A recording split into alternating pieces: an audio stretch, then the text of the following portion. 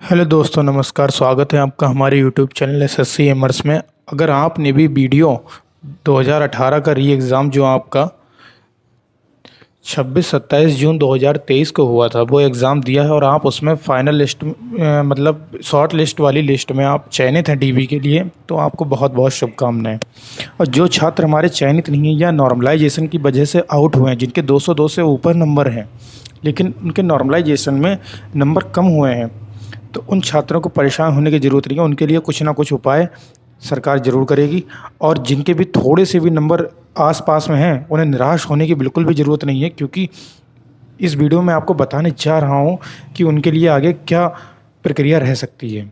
चलिए देखते हैं। पहले तो इसमें पद 1953 थे। 26-27 जून को आपका इसका री एग्ज़ाम हुआ था और 4065 छात्र दोबारा चयनित किए गए हैं डीवी के लिए। ठीक है। आपका पहला क्वेश्चन है नॉर्मलाइजेशन, दूसरा है फाइनल कट ऑफ क्या रह सकती है, तीसरा है डीवी डेट, आखिर डीवी भी तो कब होगी, क्योंकि आयोग का कुछ तो पता है नहीं। और सेकंड लिस्ट भी आएगी। सबसे बड़ा क्वेश्चन आपका यही है, क्या सेकंड लिस्ट आएगी। जिन लोगों के 203 204 नंबर हैं वो सोच रहे हैं क्या सेकंड लिस्ट आएगी, और कुछ तो लोग ऐसे हैं जिनके 212 नंबर हैं, उनका फाइनल लिस्ट में नाम ही नहीं है। क्यों? क्योंकि नॉर्मलाइजेशन में उनके नंबर कम हुए हैं।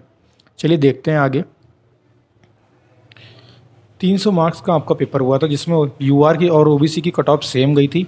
हम पिछले काफ़ी समय से देख रहे हैं यूआर, ओबीसी और ईडब्ल्यूएस तीनों की कट ऑफ सेम जाती है। अगर ईडब्ल्यूएस होता तो उसकी भी सेम जाती, पर 2018 में ईडब्ल्यूएस लागू नहीं हुआ था, इसलिए ईडब्ल्यूएस श्रेणी यहाँ नहीं दी गई है। 202.5 एससी की आपकी गई 186.48, एसटी की 160.69, फीमेल की 192, और बाकी जी आप अपनी स्पेशल कैटेगरी की आप देख लीजिएगा, वीडियो लंबी होगी, इन्हें मैं बताऊंगा।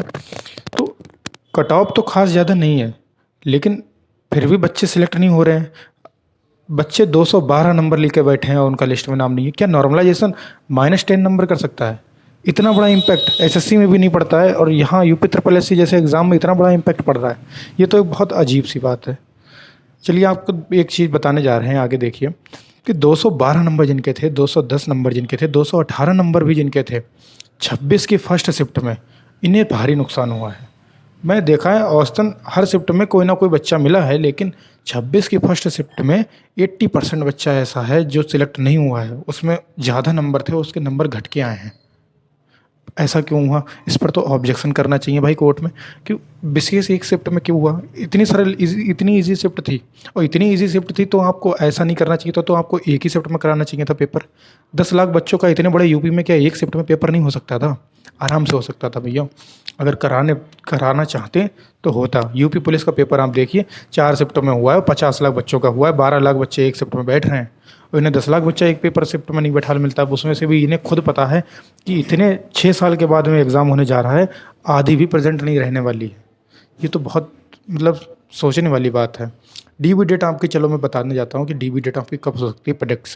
प्रेडिक्शन के हिसाब से आफ्टर इलेक्शन होना चाहिए, क्योंकि यूपी ट्रिपल एससी का के हिसाब से यही होना चाहिए, क्योंकि यूपी ट्रिपल एससी बहुत धीमे चलता है। लेकिन एक उम्मीद है, आशा की किरण है कि इधर चुनाव हो रहे हों, चुनाव में डीबी कराई जा सकती है। रिजल्ट नहीं लाया जा सकता, वैकेंसी नहीं आ सकती, पर डीबी करा सकते हैं, क्योंकि रिजल्ट इन्होंने पहले ही दे दिया है। तो डीबी आपकी मार्च अप्रैल में, चाहे आयोग की मंशा के ऊपर है, आयोग करा सकता है, ऐसा कुछ क्लियर नहीं है। लेकिन अगर पहले नहीं हो रही है तो आफ्टर इलेक्शन ही होगी। इसके चांसेस आपके 70% है, इसके चांसेस आपके 30% है, ये आप मान के चलिएगा। वेटिंग लिस्ट आएगी, डीवी स्किप करें भाई। 6 साल में ऐसा तो है नहीं कि सारे लोग इसी के लिए बैठे रहे होंगे। किसी का सी जेल में हुआ होगा, किसी का लेखपाल में फंसा होगा। भाई आप लोगों से गुजारिश है, डीबी स्किप करें, ताकि वेटिंग लिस्ट आने के चांसेस बढ़ें। ऐसे तो मुझे वेटिंग लिस्ट आने का कोई चांस दिख नहीं रहा है।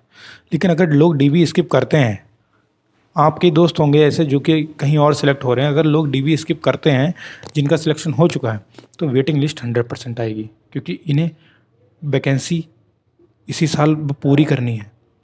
और अगली वैकेंसी बीपीओ का पता नहीं कब भर्ती हो पाएगी। इतनी धीमी तो इनकी प्रक्रिया है, इसलिए इसी में सेकंड लिस्ट निकाल कर ज़रूर भर्ती लेंगे, अगर लोग डीवी स्किप करते हैं भारी मात्रा में तो, वरना नहीं। अगर मान लीजिए 50-60 लोगों ने केवल डीवी स्किप किया है, ये मान लीजिए ज़्यादा ही स्किप करने वाले लोग ही नहीं हैं, सभी का सिलेक्शन, सभी बेरोजगार रहे, ऐसा भी हो सकता है, तो डीवी स्किप नहीं किया तो वो 50-60 वैकेंसी तो नहीं देंगे, वो आपकी पैड 2023 से दोबारा से रीजनरेट कर दी जाएंगी वैकेंसी। तो उन पे जो पैट 2023 वाले बच्चे हैं वो फाइट करेंगे। लेकिन हाँ, अगर ठीक ठाक मात्रा में वैकेंसी सीटें खाली रह रही हैं तो आपकी वेटिंग लिस्ट ज़रूर आएगी और आनी भी चाहिए, और ये आपके लिए बहुत बड़ी खुशखबरी की भी बात होगी। और फाइनल रिजल्ट की बात करते हैं। फाइनल रिजल्ट में कितनी कट ऑफ का इम्पैक्ट पड़ सकता है जो छात्र हमारे चयनित हुए हैं उनके लिए। भाई 5 से 6 नंबर का आपके पास जो है रेंज होनी चाहिए आगे हर एग्ज़ाम में, और ख़ासकर इसमें जहाँ 100 नंबर का पेपर नहीं है। 100 नंबर के पेपर में तक लेखपाल में आपने देखा होगा 75 नंबर से कट ऑफ 83 पर पहुँच गई थी, लेकिन वो लेखपाल था। ठीक है, यहाँ वीडियो का एग्ज़ाम है और ये पहला एग्ज़ाम है, मतलब पहले का एग्ज़ाम है, ओल्ड एग्ज़ाम हो चुका है जी, तो इतना इम्पैक्ट तो नहीं पड़ेगा। तो लेकिन 300 नंबर का पेपर भी है, 2 नंबर एक क्वेश्चन का है, तो उस हिसाब से 5-6 नंबर का इम्पैक्ट पड़ेगा और पढ़ना भी चाहिए। और अदर कैटेगरी के लिए 2 से 3, 3 से 4 नंबर कमा लीजिए, आपके पास हाइक होना चाहिए, तो ये आप सेलेक्ट हो पाएंगे फाइनल में, वरना आपको फाइनल लिस्ट से आउट होना पड़ेगा। और अगर आप होते भी हैं तब भी आगे की तैयारी करिए, बहुत मौके हैं। 2023 से इतनी वैकेंसी आनी है, 2023 से वीडियो आपकी आएगी, एक सेपरेट वीडियो इसकी बनाऊंगा। लेखपाल आपकी आएगी, लेखपाल के 4700 पद कुछ संभावित हैं, 4700 पद, और आपकी एक वैकेंसी और लगभग 6 विज्ञापन अभी आ चुके हैं, लेकिन ये स्पेशल कैटेगरी के लिए आए हैं जिन्होंने स्पेशल डिग्री कर रखी है या स्पेशल डिप्लोमा कर रखा है। लेकिन आपके जो जनरल डिप्लोमा हैं, इंटर पास या ग्रेजुएशन, इसमें जो है अभी कोई ख़ास ऐसी वैकेंसी नहीं आई है। तो वीडियो आपकी आ सकती है, लेखपाल आपकी आ सकती है, और शायद 1500 कुछ पद जो हैं जूनियर असिस्टेंट के भी संभावित हैं, ये भी आ सकते हैं। बाकी देखते हैं, अभी जूनियर असिस्टेंट 2021 ही नहीं सुलझ पाया है, और जूनियर असिस्टेंट 2022 के 5512 पदों की भर्ती भी अभी शॉर्ट लिस्ट तक नहीं हुआ है।